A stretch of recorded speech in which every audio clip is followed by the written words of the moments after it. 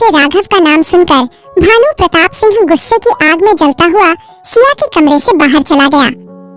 कमरे से बाहर आते ही भानु प्रताप सिंह गेस्ट रूम में आया, जहां वही आदमी रुका हुआ था जो राघव की खबर लेकर भानु प्रताप सिंह तक पहुंचा था। गेस्ट रूम के अंदर आते हुए भानु प्रताप सिंह ने उस आदमी की तरफ घूरते हुए देखा और बोला, तो तुम हो वो राघव सिंघानिया के सबसे खास आदमी जो राघव सिंघानिया को काल कोठरी तक पहुंचाने में हमारी मदद करने वाले हो। वैसे हम जान सकते हैं कौन हो तुम, और तुमने अपने मुंह पर ये मास्क क्यों बांधा हुआ है? भानु प्रताप सिंह की बात सुनकर और उस आदमी ने जवाब देते हुए कहा, माफ करना हुकुम सा, मैं यहाँ राघव के खिलाफ आपकी मदद करने जरूर आया हूँ, लेकिन मैं अपनी पहचान गुप्त रखना चाहता हूँ। मैं नहीं चाहता कि गलती से भी किसी को पता चले कि इस मास्क के पीछे मैं हूँ। उस आदमी की बात सुनकर भानु प्रताप सिंह ने कहा, लेकिन हम किसी नकाबपोश पर भरोसा क्यों करेंगे?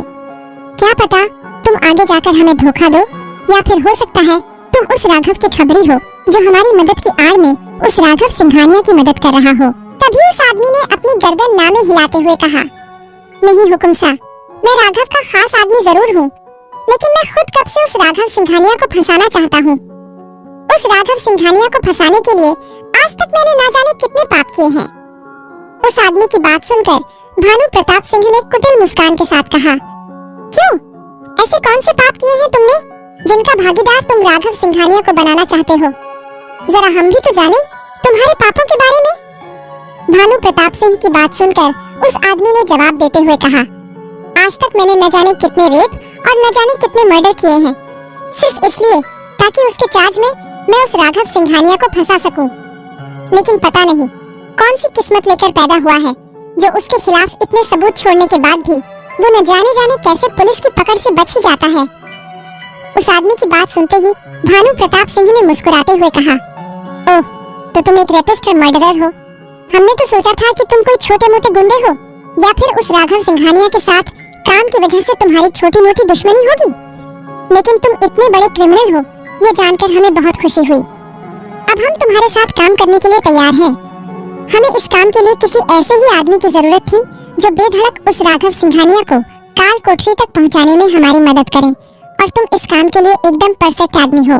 भानु प्रताप सिंह की बात सुनकर उस आदमी ने अपने बैग से एक लिफाफा निकाल कर दिया और मुस्कुराते हुए बोला, ये लीजिए हुकुम सा, इस लिफाफे में ऐसे ढेर सारे सबूत है जिससे ये साबित हो जाएगा कि आज तक हुए उन लड़कियों के रेप और मर्डर के पीछे राघव सिंघानिया का हाथ है। इस चिट्ठी में उन सभी मर्डर की जानकारी है जिनको मैंने अंजाम दिया था, ताकि उस राघव सिंघानिया को जेल की काल कोठरी तक पहुंचा सकूं, लेकिन वो अपने पैसे और पावर के दम पर अपने आप को बचा लेता था। उस आदमी की बात सुनकर भानु प्रताप सिंह ने मुस्कुराते हुए कहा, वेल डन, तुमने बहुत अच्छा काम किया है। अब तुम्हारे दिए इन सबूतों की मदद से हम उस राघव सिंघानिया को जेल की ऐसी काल कोठरी में भिजवाएंगे जहां से ना तो वो निकल पाएगा और ना ही उसकी आवाज। हम उस राघव सिंघानिया को हमेशा हमेशा के लिए जेल की काल कोठरी में दफन कर देंगे। और इतना कहकर भानु प्रताप सिंह उस कमरे से जाने के लिए पीछे मुड़ा। तभी अपने पीछे खड़ी सिया को देखकर भानु प्रताप सिंह के पैरों तले से जमीन खिसक गई। उसने घबराते हुए अपने मन में सोचा, कहीं रानीसा ने हमारी बातें सुन तो नहीं ली?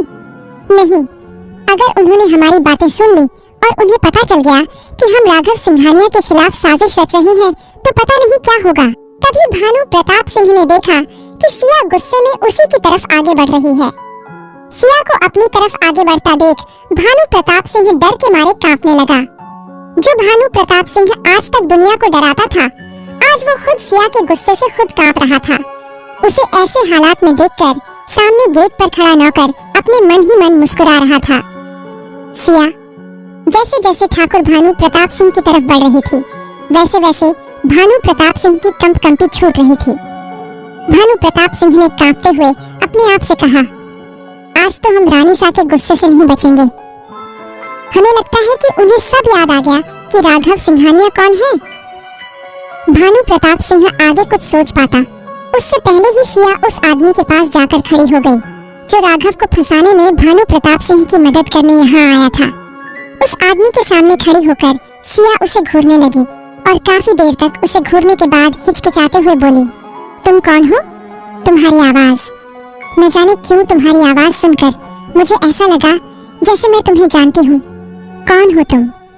सिया की बात सुनकर वो आदमी डर गया और डर के मारे सिया से 2 कदम पीछे हटते हुए बोला, नहीं नहीं रानीसा, आपको कोई गलतफहमी हुई है।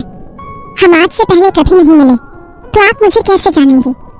मैं तो यहाँ हुकुमसा से मिलने आया था। अच्छा ठीक है हुकुमसा, अब मैं चलता हूँ। इतना कहकर वो आदमी सिया से बचते हुए वहाँ से जाने लगा, लेकिन तभी सिया ने चिल्लाते हुए कहा, रुको, मुझे कोई गलतफहमी नहीं हुई है। तुम्हारी आवाज को मैंने कहीं ना कहीं तो सुना है।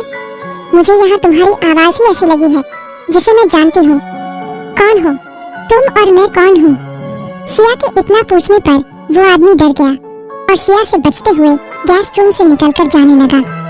लेकिन सिया उस आदमी के पीछे पीछे भागती हुई महल के बाहर तक आ गई और भानु प्रताप सिंह सिया के पीछे पीछे भागता हुआ महल के बाहर आ गया और सिया को आवाज देकर चिल्लाते हुए बोला, रुकिए रानीसा, कहाँ जा रही हैं आप? वो आदमी आपको नहीं जानता और न ही आप उसे जानते हैं। सिया जब तक महल से बाहर आई तब तक वो आदमी वहाँ से जा चुका था और भानु प्रताप सिंह सिया के पास पहुँच गया और उसके कंधों पर अपना हाथ रखते हुए बोला, रानीसा, आपको कोई गलतफहमी हुई है ना? तो आप उस आदमी को जानती हैं और ना ही वो आदमी आपको जानता है। उसने तो आज तक आपको देखा तक नहीं है। तभी सिया ने पीछे मुड़कर भानु प्रताप सिंह की तरफ देखा। इस वक्त सिया की आंखों से आंसू बह रहे थे और वो रोते हुए भानु प्रताप सिंह की तरफ देखकर बोली, मैं कौन हूँ? मुझे कुछ याद क्यों नहीं है? उस आदमी की आवाज जानी पहचानी क्यों लग रही थी?